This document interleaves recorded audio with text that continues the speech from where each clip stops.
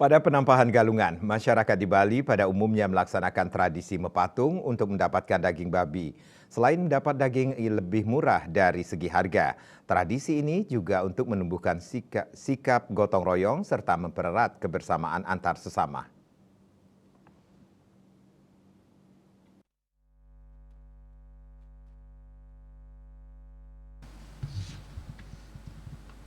Pada hari penampahan atau sehari sebelum hari suci Galungan, umat Hindu di Bali memiliki tradisi mepatung. Tradisi mepatung kental dilaksanakan oleh warga di desa-desa dengan membuat seke atau kelompok yang nantinya akan mendapat bagian daging babi. Salah satu warga yang melaksanakan tradisi mepatung di desa Rendang Karangasem, Wayan Kertayasa mengatakan, untuk penampahan kali ini kelompoknya terdiri dari 14 orang dengan menyembelih babi berbobot 160 kg. Selain mendapatkan harga daging babi yang relatif murah dan kuantitas lebih banyak jika dibandingkan membeli daging di pasar, tradisi mepatung dikatakan dapat menumbuhkan sikap gotong royong serta mempererat kebersamaan antar sesama.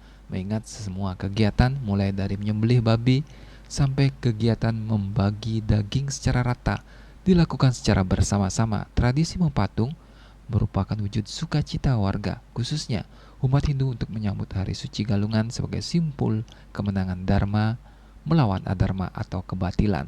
Sukma Bali TV.